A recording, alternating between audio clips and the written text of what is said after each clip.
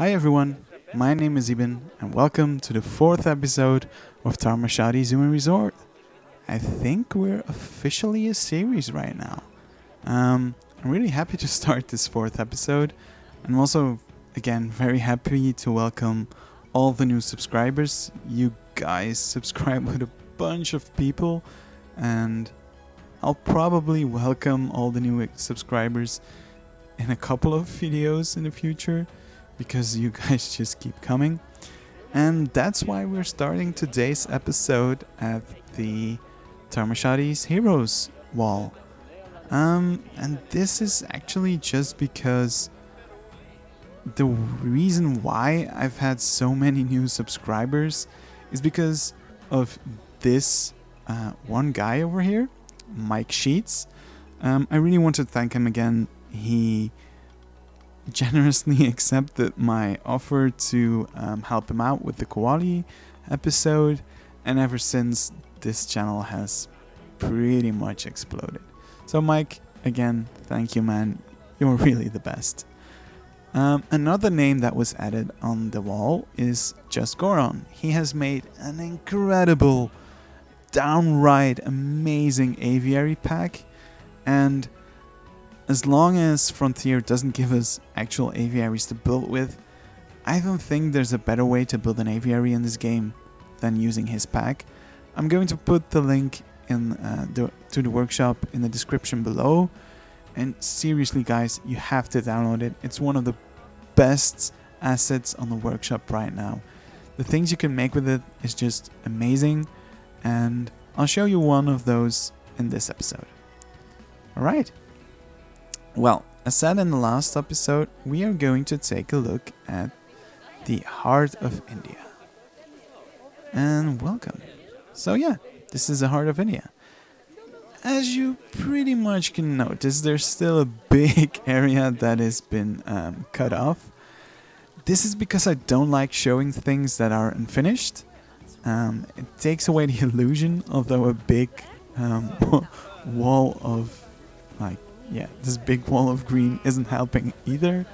I do want to hide away some of the future things, just because I like to change things up. I like to add new things. Sometimes I'll just scrap an entire area just to make a better version of it. And yeah, that's why I don't like showing stuff that isn't done yet. But let's start talking about what I have done so far. So we're going to take a look at the Rhino House, which is at our right, a zoo school area, and the aviary that I talked about earlier. So yeah, let's just start with the beginning, and that's the Rhino House on our right. So yeah, this is the Rhino House. I must say that I really love this building. It's one of my favorites in the zoos right now, and I just like this little winding path. It took a while before I actually knew what I wanted with this building, and once that I made this small winding path, I actually knew how the whole aesthetic of the building would work, where I had to add planters, where I had to add flowers and like topiaries. So yeah, once I had that in, I knew what I could do, and this is where we are going to go in. So let's go inside.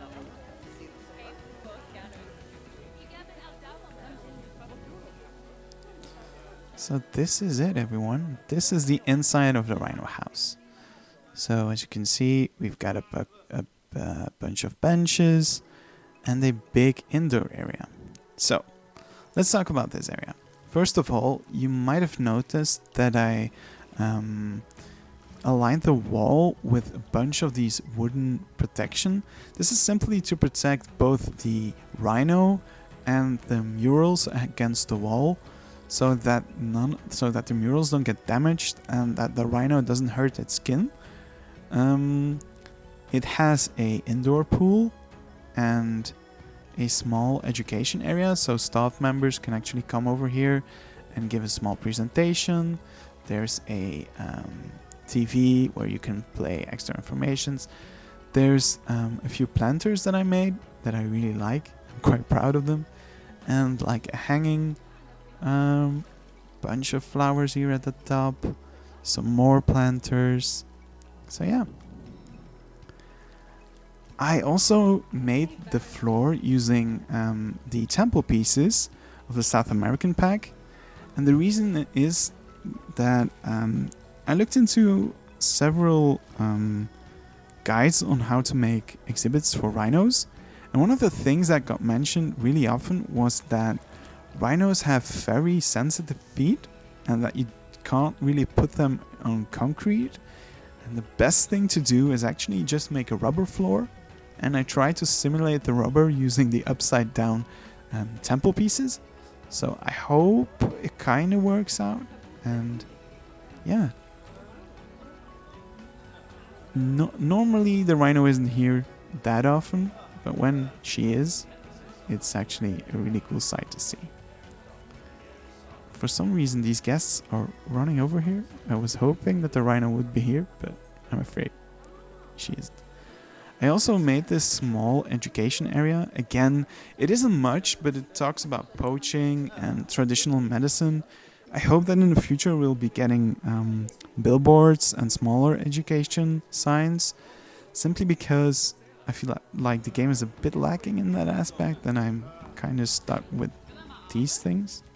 I'm going to take another look if she's out here, but no, she isn't. Okay, let's just go outside and see at the first outdoor area. Well, here you go. Once you go to this viewing area of the rhino exhibit, the first thing you see is the big elephant house at the back. And I really like this view because it doesn't give away everything. It is still shrouded in bushes and bamboo and palm trees and other trees, but you can still see glimpses of it, and you know that this is where you're going to go next. For me, that's quite important. I don't really want to add giant, huge weenies in my park because zoos usually don't have many weenies, but I did want to get like at least one focal point here. So the elephant palace kinda is a small weenie. So yeah, Eben built small weenies. Cool.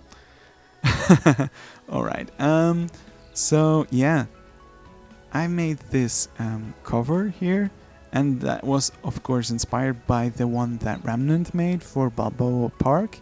I just made my own version with like, yeah, slightly different theming, but it really works well as a form of shade for guests. And there are already two parts where zookeepers can access the exhibit. There's one part here where we have a water tank, some small items, enrichment items, and easy access to one of the feeders. So that way zookeepers don't have to spend much time inside the exhibit. They can easily fill in feeders when they are over there. Here's a second area where they can enter and exit the exhibit. And I'm going to take you guys on a tour through the backstage of this exhibit because it's kind of a cool area to see. And I added a few of cool little things that you don't see in many builds so far, but are typical for zoos.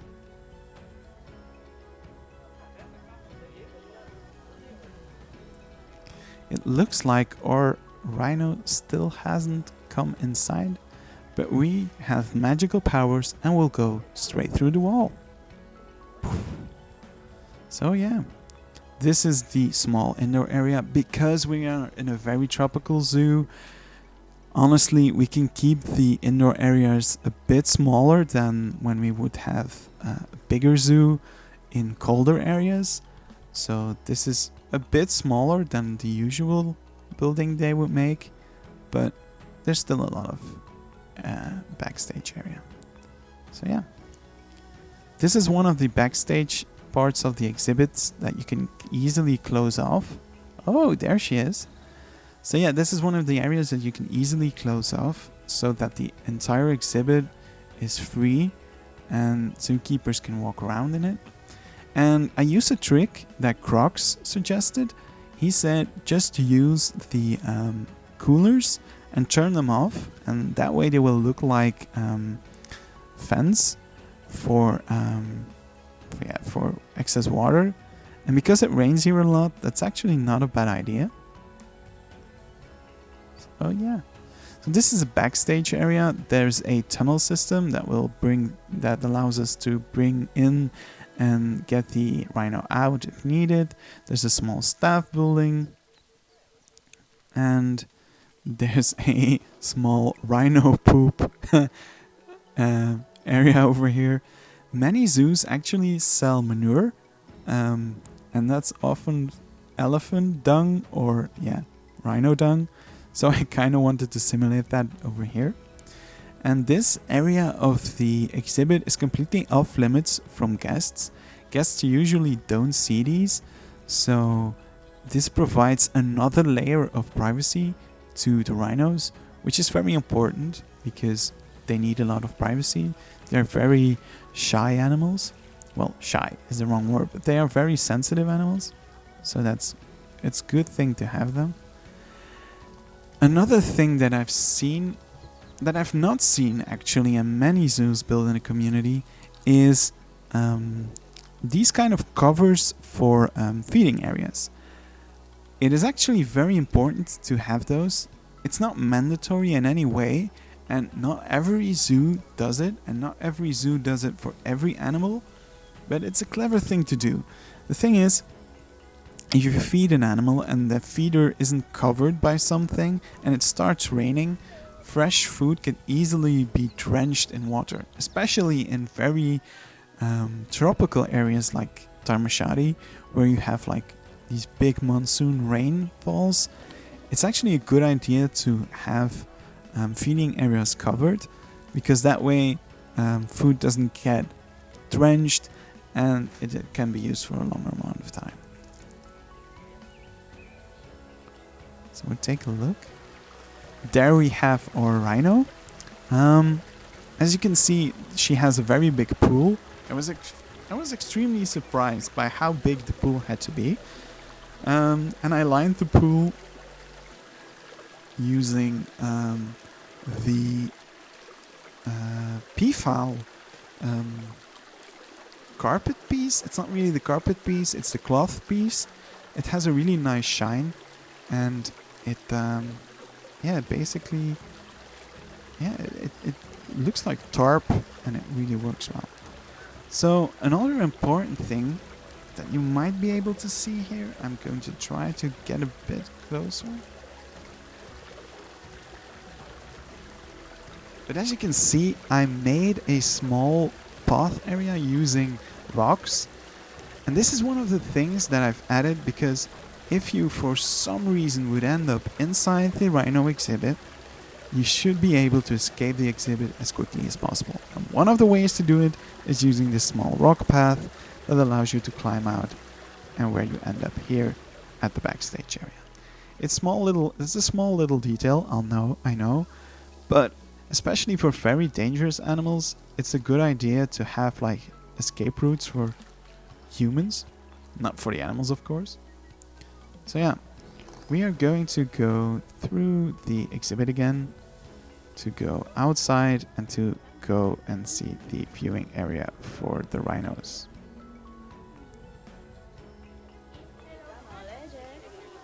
So yeah, we arrive at this area, and I really like this. It's very forested. It still has a very tropical vibe, which I really, really like. And yeah, it's basically the entrance area to the India area. It is one of the two entrances. Another entrance will be at our left, but I'm still building in that area, so I'm not going to show that yet.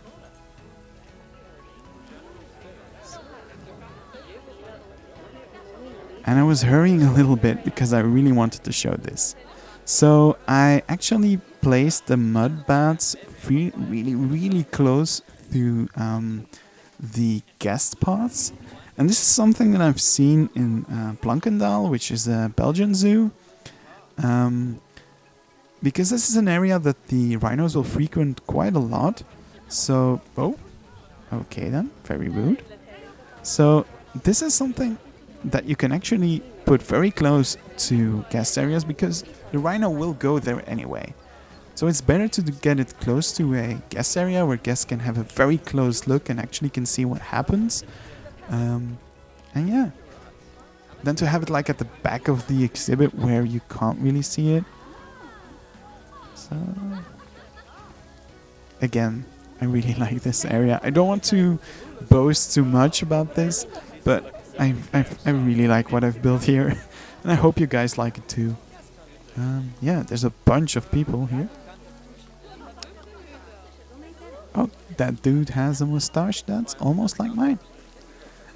Okay, this is the next area that I want to show you guys, and this is one of the first bigger plazas. It's not a big plaza, but it is a small open area that allows you to go to pick a path you want to go to, that provides shade, provides some benches, and it's basically a something that I like to build. It's like these small parts of your zoo where you can continue your journey and you can decide where to go next.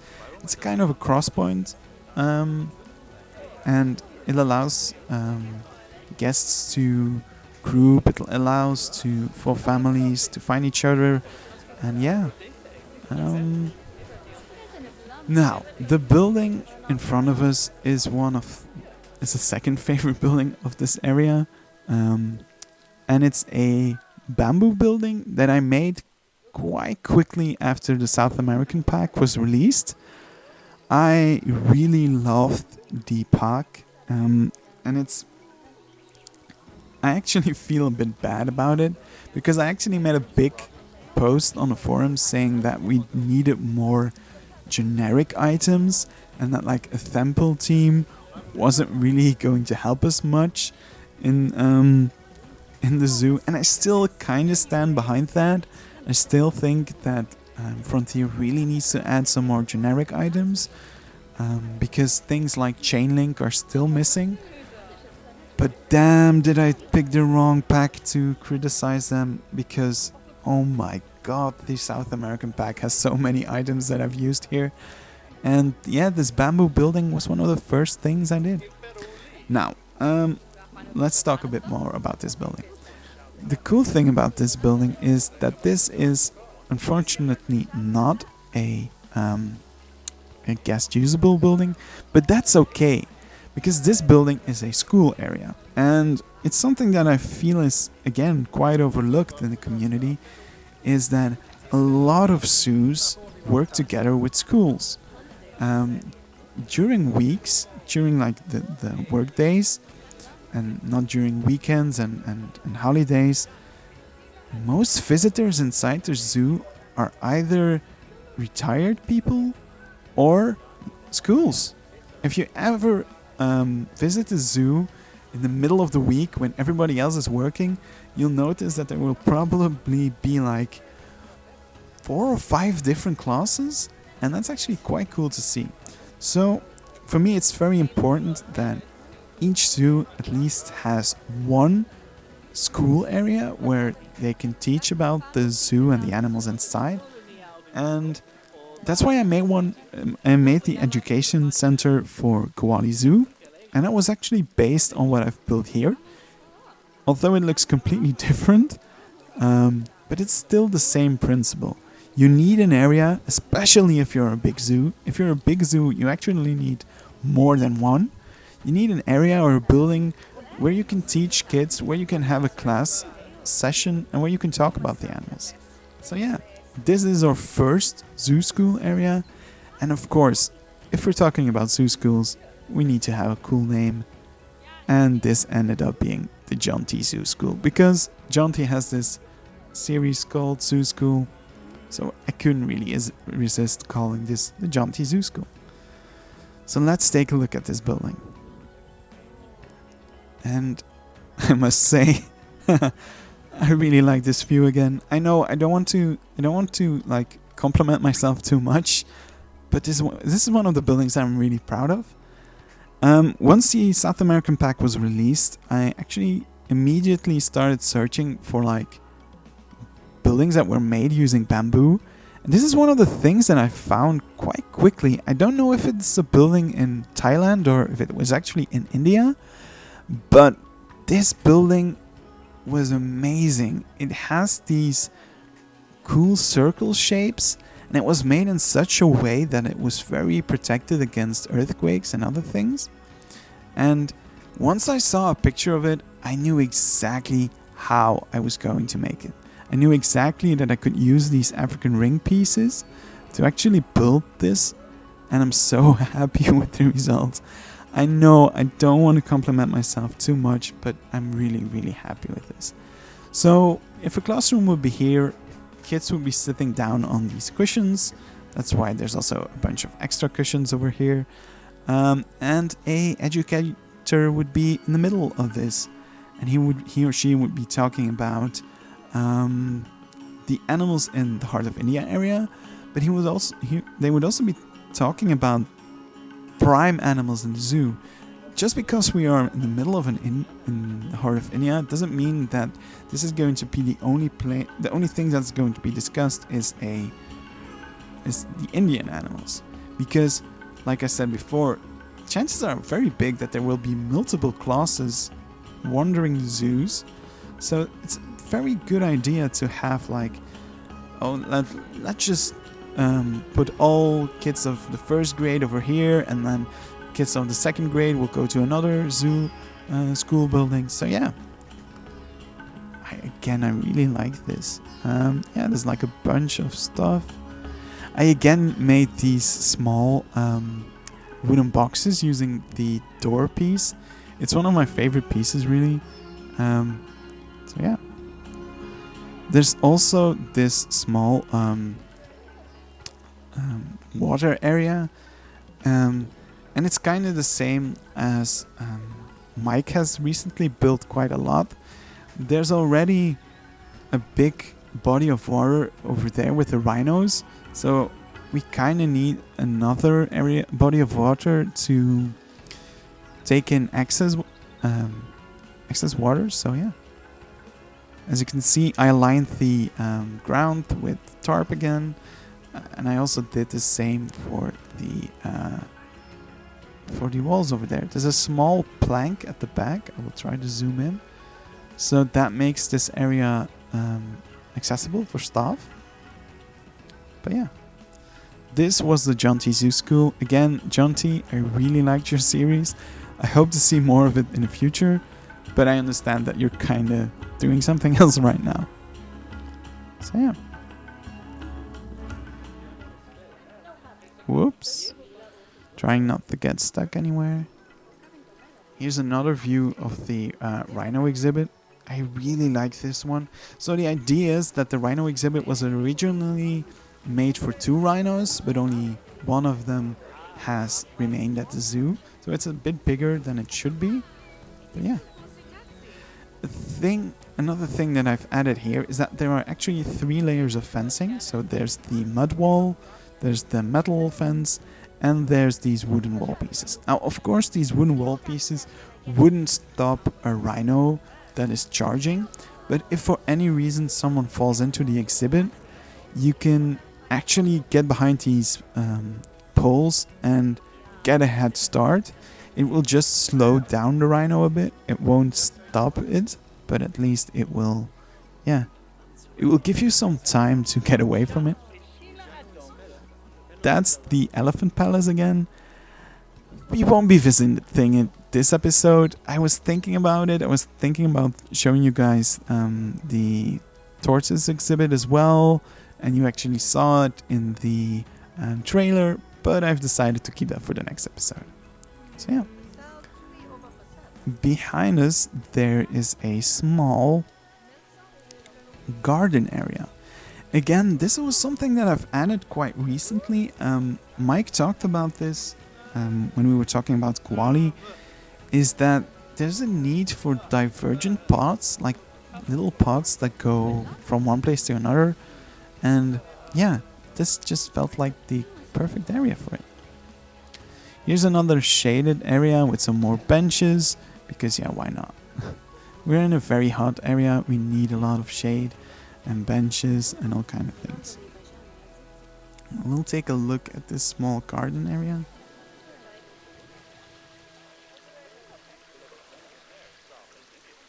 Yeah. So this is actually quite cool. So I made a small Ganesh statue. I know there's one on the workshop, but it was a bit too big for what I needed. And yeah, I really like it. I know it isn't perfect, but it kind of sells it, I hope. So yeah, there's some fountains over here.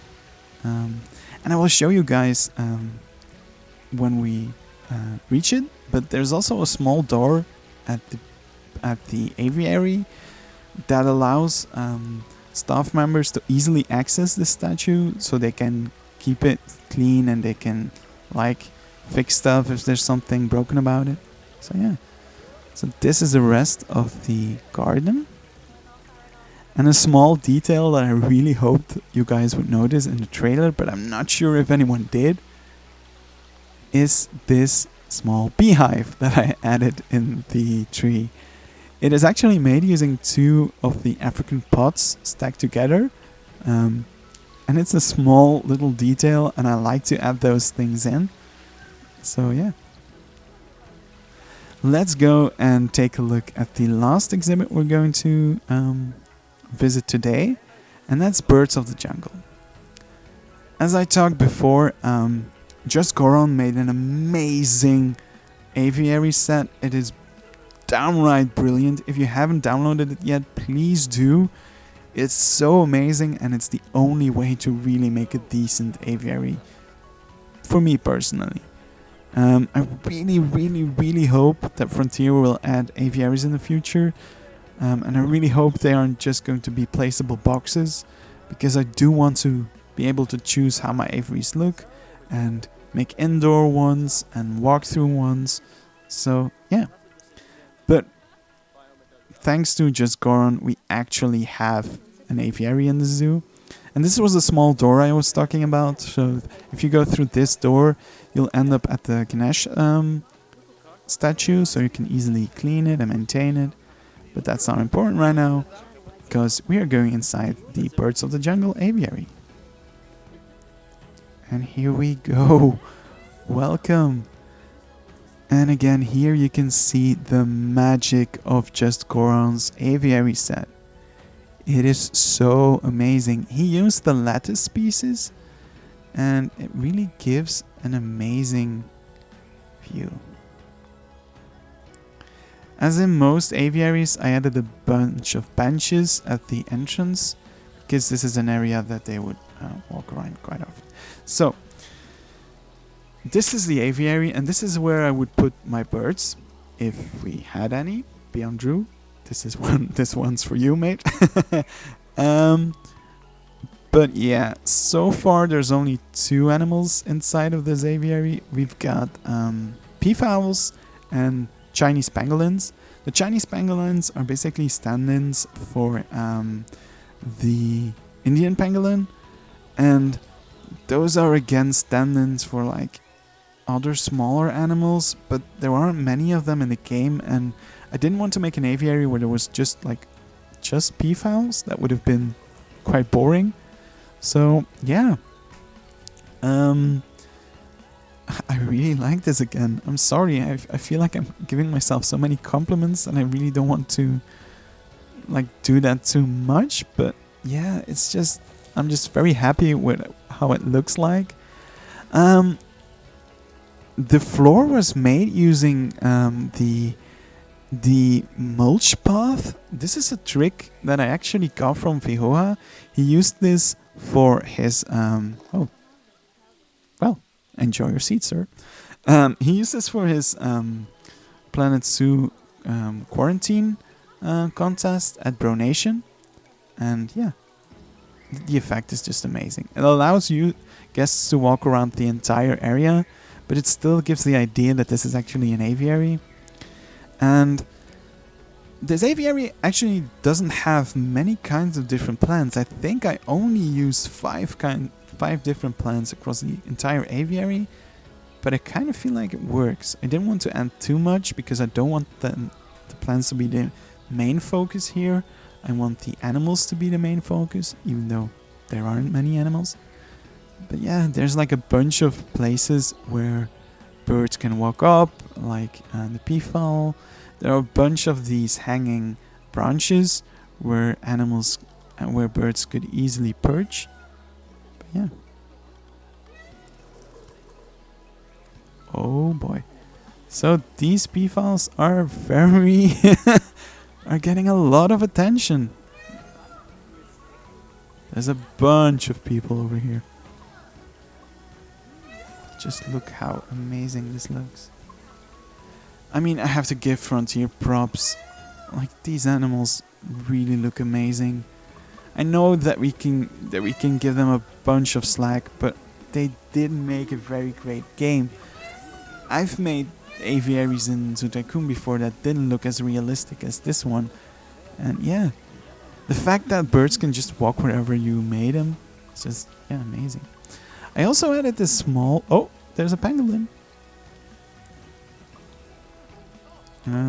So I made these small boxes where pangolins and peafowls can rest in. But there's also a lot of areas that are not accessible for guests, like this. Is there a peafowl here? Okay, there is. Well, exactly. Thanks, man. Thanks for basically showing what this area is.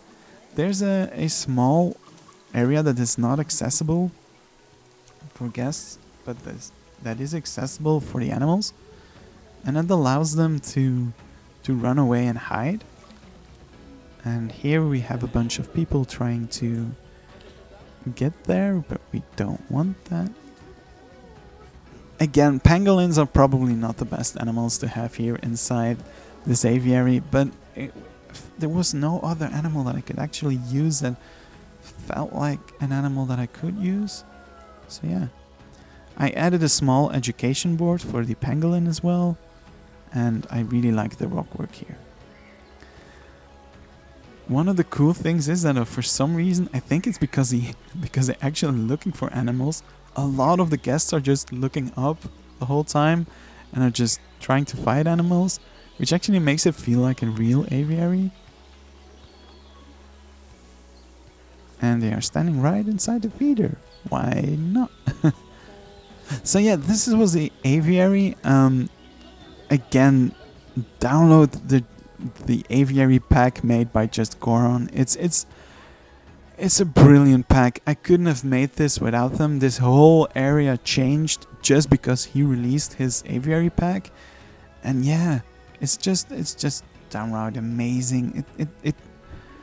I just can't stress it enough. It's just amazing.